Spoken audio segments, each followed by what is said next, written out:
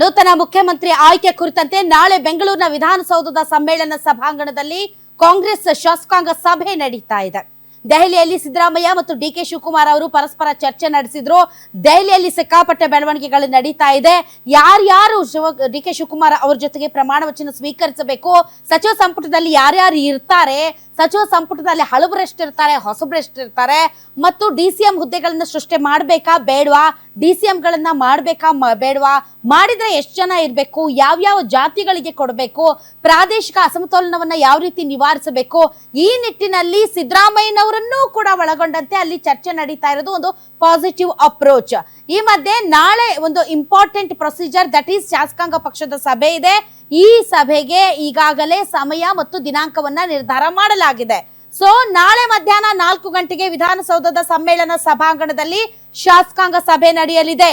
DCM ಹುದ್ದೆ, ಸಂಪುಟ ಪುನಾರಚನೆ, KPCC ಅಧ್ಯಕ್ಷ ಸ್ಥಾನ ಸೇರಿದಂತೆ ಎಲ್ಲ ವಿಚಾರಗಳು ಕೂಡ ಮುಕ್ತವಾಗಿ ಚರ್ಚೆ ಆಗಲಿವೆ.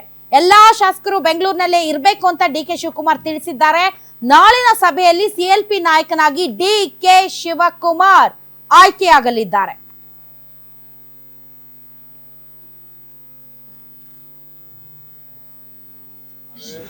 ಶಾಸಕಾಂಗ ಪಕ್ಷದ ಸಭೆಯನ್ನು ಕರೀತಾ ಇದ್ದೀವಿ. ಎಲ್ಲರಿಗೂ ಬೆಂಗಳೂರಲ್ಲಿ ಕೇಳಿದ್ದೀವಿ, ಅವರು ಬರಬೇಕು,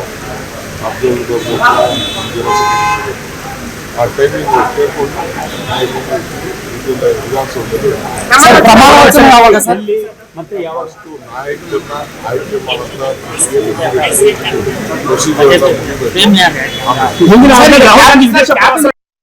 ಈ ಮಧ್ಯೆ ಡಿಸ್ಕಷನ್ಸ್ ಎಲ್ಲ ಆಗ್ ಹೋಗಿದೆ ಅಂತ ಅನ್ಸುತ್ತೆ. ಯಾಕೆ ಅಂದ್ರೆ ಸಿದ್ದರಾಮಯ್ಯನವರು ವಾಪಸ್ ಬೆಂಗಳೂರಿಗೆ ಬರ್ತಾ ಇದ್ದಾರೆ.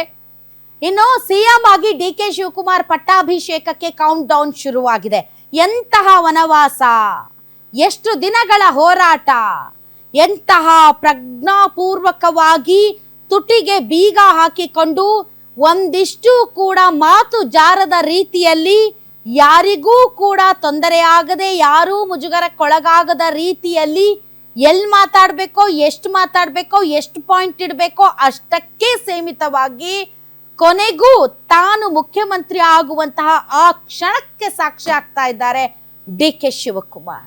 ಆ ಫೈಟಿಂಗ್ ಸ್ಪಿರಿಟ್ ಅಂತಾರಲ್ಲ, ಅಂದುಕೊಂಡದ್ದಕ್ಕೋಸ್ಕರ ಹೋರಾಟ, ಎಟ್ಟ ಗುರಿ ತಪ್ಪದಂತೆ ನಾನು ಮಾಡಿಯೇ ಮಾಡುತ್ತೇನೆ ಅನ್ನುವಂತಹ ಛಲ, ಇವೆಲ್ಲವೂ ಕೂಡ ನಾವು ಕೇಳಿದ್ದೇವೆ.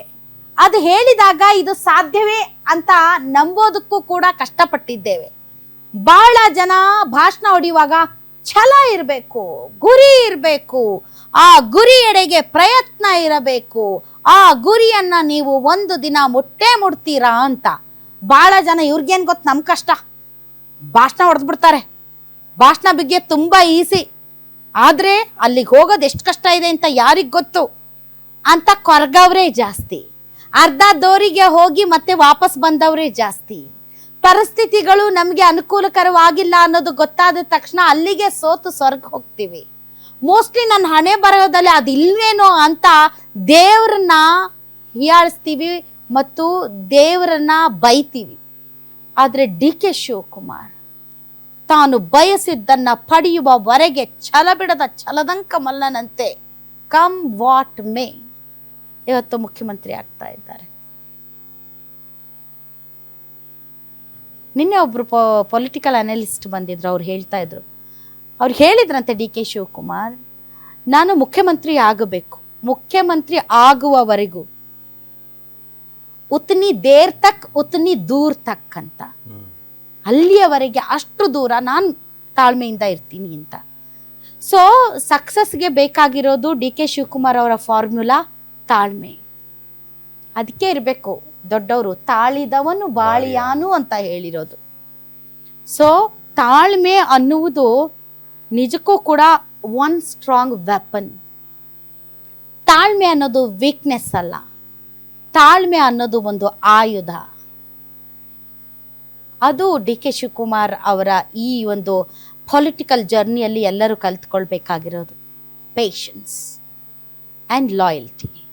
ನೀವು ತಾಳ್ಮೆಯಿಂದ ಲಾಯಲ್ ಆಗಿದ್ದರೆ, ನಿಮ್ಮ ಬದ್ಧತೆಯನ್ನು ನೀವು ಕಂಟಿನ್ಯೂ ಆಗಿ ರೂಢಿಸಿಕೊಂಡು ಬಂದರೆ ಡೆಫಿನೆಟ್ಲಿ ನಿಮಗೆ ಫಲ ಸಿಗುತ್ತೆ ಅನ್ನೋದಕ್ಕೆ ಡಿ ಕೆ ಶಿವಕುಮಾರ್ ಅವರೇ ಸಾಕ್ಷಿ.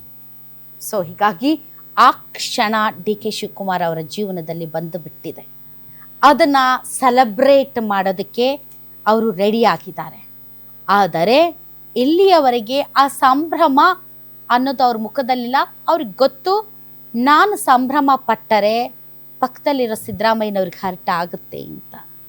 ಇಷ್ಟು ಬೇಗ ಸಂಭ್ರಮ ಪಡುವುದು ಒಳ್ಳೆಯದಲ್ಲ. ಇನ್ನೊಬ್ಬರ ದುಃಖದಲ್ಲಿ ನಾನು ಸಂಭ್ರಮ ಪಟ್ಟರೆ ಆ ಸಂಭ್ರಮಕ್ಕೆ ಬೆಲೆನೇ ಇರೋದಿಲ್ಲ. ಅವರೊಂದಿಗೆ ನಾನು ಸಂಭ್ರಮಿಸಿದರೆ ಆ ಸಂಭ್ರಮ ಇನ್ನೂ ದುಪ್ಪಟ್ಟಾಗುತ್ತೆ.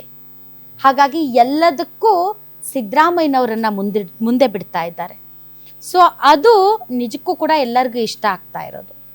ಸಿದ್ದರಾಮಯ್ಯನವರನ್ನ ಕೆಳಗಿಳಿಸಿದ್ದಾರೆ ಅನ್ನುವಂತಹ ದುಃಖದಲ್ಲೂ ಬೇಸರದಲ್ಲೂ ಡಿ ಕೆ ಶಿವಕುಮಾರ್ ಅವರು ಸಿದ್ದರಾಮಯ್ಯನವರನ್ನ ಎಲ್ಲದಕ್ಕೂ ಮುಂದೆ ಬಿಟ್ಟು ಹಿಂದೆ ನಿಂತು ಅವರ ಮೂಲಕನೇ ಇದಾಗಲಿ ಅನ್ನುವಂತಹ ಆ ಒಂದು ತಗ್ಗಿ ಬಗ್ಗಿ ನಡೆಯುವಂತಹ ಆಟಿಟ್ಯೂಡನ್ನು ಏನು ತೋರಿಸ್ತಾ ಇದ್ದಾರೆ, ಅದು ಡಿ ಕೆ ಶಿವಕುಮಾರ್ ಅವರ ಮೇಲಿನ ಕೋಪವನ್ನು ತಣ್ಣಗಾಗಿಸ್ತಾ ಇದೆ.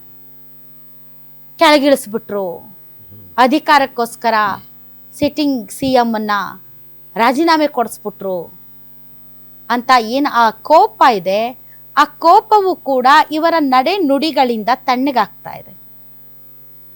ಪ್ರೆಸ್ ಮೀಟಲ್ಲಿ ಅವರಿಬ್ಬರು ಮಾತಾಡಿದ ರೀತಿ, ಆಗ ನಗೆ ಚಟಾಕಿ, ಅದೆಲ್ಲವೂ ಕೂಡ ಒಂದು ರೀತಿ ಯಾರು ಡಿ ಕೆ ಶಿವಕುಮಾರ್ ಹೇಟರ್ಸ್ ಇದ್ದಾರೆ ಅವ್ರಿಗೂ ಕೂಡ ತಂಪು ಮಾಡಿದೆ. ಸೊ ಇಷ್ಟು ದಿನಗಳ ಹೋರಾಟ, ಇಡೀ ಕರ್ನಾಟಕದಲ್ಲಿ ಕಳೆದ 3 ವರ್ಷಗಳಿಂದ ಎಲ್ಲರೂ ಕೇಳಿದ ಏಕೈಕ ಪ್ರಶ್ನೆ, ಡಿ ಕೆ ಶಿವಕುಮಾರ್ ಮುಖ್ಯಮಂತ್ರಿ ಆಗ್ತಾರ? ಯಾರನ್ನೇ ಕೇಳಿ ನೀವು, ಡಿ ಕೆ ಶಿವಕುಮಾರ್ ಮುಖ್ಯಮಂತ್ರಿ ಆಗ್ತಾರ ಅಂತ. ಸೊ ಆ ಘಳಿಗೆ ಬಂದೇ ಬಿಟ್ಟಿದೆ. ವಿಧಾನಸೌಧದ ಗ್ರ್ಯಾಂಡ್ ಸ್ಟೆಪ್ಸ್ ಬಳಿ ಪದಗ್ರಹಣ ಕಾರ್ಯಕ್ರಮಕ್ಕೆ ತಯಾರಿ ಮಾಡಿಕೊಳ್ಳಲಾಗ್ತಿದೆ. ಹೊಸ ಸಂಪುಟದಲ್ಲಿ ಸಚಿವ ಸ್ಥಾನಕ್ಕಾಗಿ 40ಕ್ಕೂ ಹೆಚ್ಚು ಶಾಸಕರು ಲಾಬಿ ನಡೆಸ್ತಾ ಇದ್ದಾರೆ. ಸೋಮವಾರ CM ಆಗಿ ಡಿ ಕೆ ಶಿವಕುಮಾರ್ ಪ್ರಮಾಣ ವಚನ ಸ್ವೀಕರಿಸಿದ್ರೆ, ಅವರ ಜೊತೆ ಹೊಸ ಕ್ಯಾಬಿನೆಟ್ನಲ್ಲಿ ಮೊದಲ ಪಟ್ಟಿಯಲ್ಲಿ 8 ಮಂದಿ ಪ್ರಮಾಣ ವಚನ ಸ್ವೀಕರಿಸಲಿದ್ದಾರೆ. ಸೊ ಡಿ ಕೆ ಶಿವಕುಮಾರ್ ಅವರ ಒಂದಿಗೆ ಅವರ ಸಂಪುಟ ಸಚಿವರು 8 ಮಂದಿ ಪ್ರಮಾಣ ವಚನವನ್ನ ಸ್ವೀಕರಿಸಲಿದ್ದಾರೆ. ಹಾಗಾದರೆ ಆ 8 ಜನ ಯಾರು? ಡಿ ಕೆ ಶಿವಕುಮಾರ್ ಅವರ ಜೊತೆಗೆ ಮೊದಲ ಹಂತದಲ್ಲಿ ಪ್ರಮಾಣ ವಚನ ಸ್ವೀಕರಿಸ್ತಾ ಇರುವಂತಹ ಆ 8 ಮಂದಿ ಯಾರು ಅನ್ನೋದನ್ನ ಬನ್ನಿ ನೋಡೋಣ.